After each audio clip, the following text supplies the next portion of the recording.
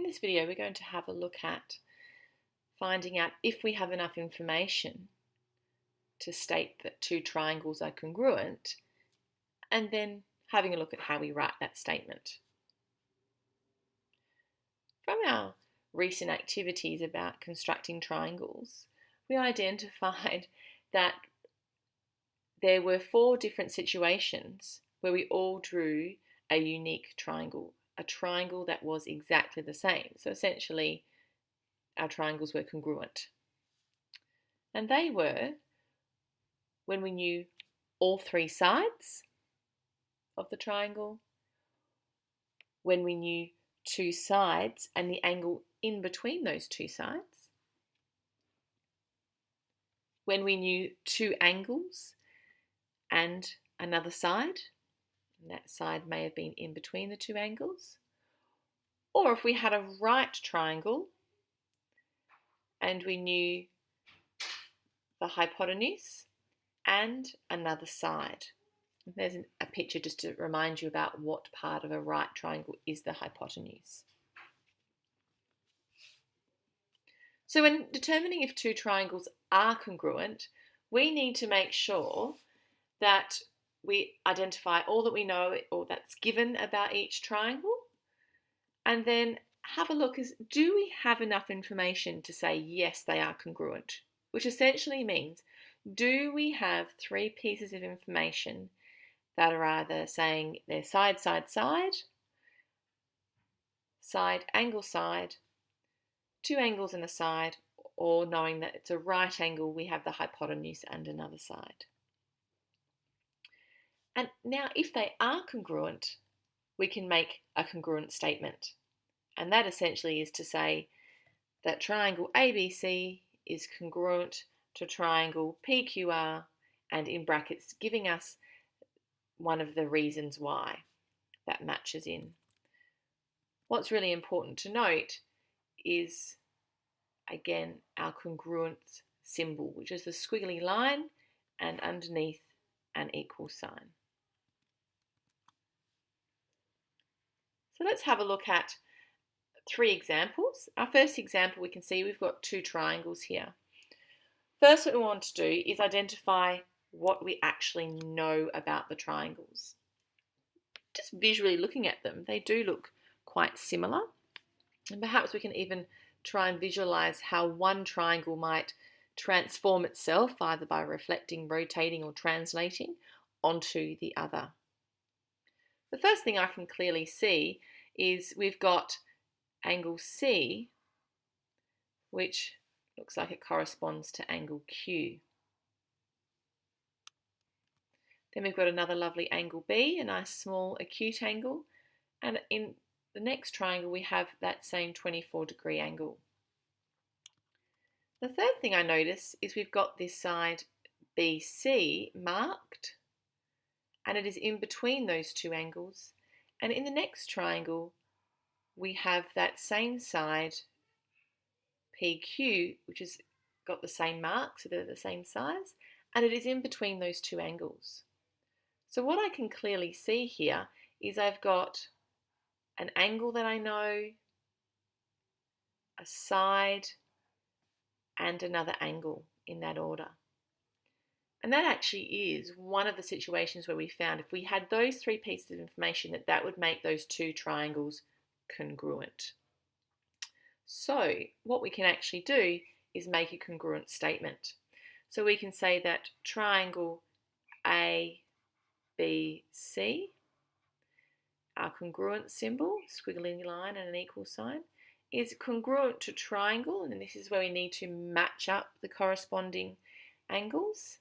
A matches angle R, point R, B matched P, and C matched Q.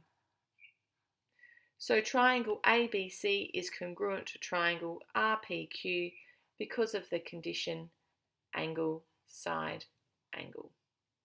And that is our congruent statement. So yes, these 2 triangles are congruent. Let's take a look at a second example.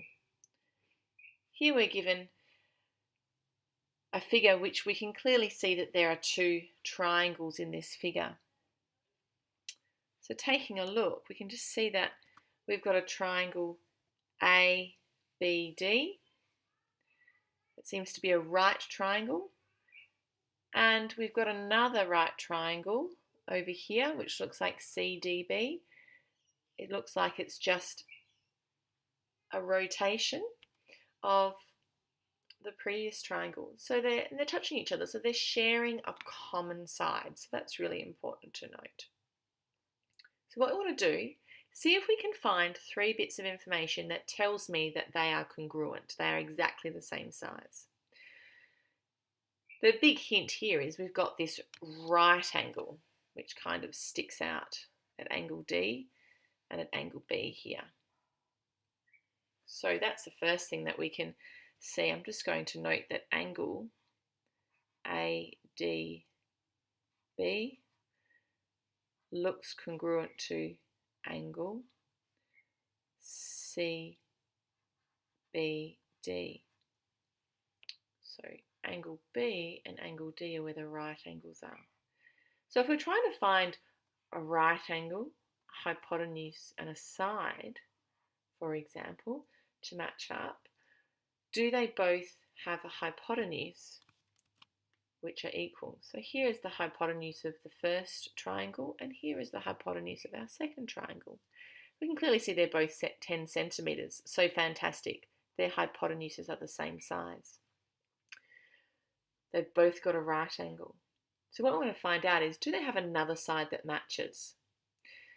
In our first triangle, we don't know the size of AD, so that's not very helpful. But we do know the length of BD. And in fact, this length BD is shared by both triangles. So they share a common side that's given. That's both 8 centimetres. So we have got a right angle, a hypotenuse and side that match for each of these triangles. So we can say, yep, they are congruent. So we can make our congruence statement about triangle ADB is congruent to triangle matching up vertex A matches or corresponds to vertex C.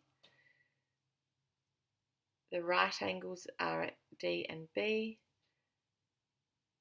And we've got the other corner. So triangle ADB is congruent to triangle CBD, and that's because they both have a right angle, they have an equal hypotenuse, and an equal side that they share. So we can say, yes, these two triangles are congruent because of the condition right hypotenuse side.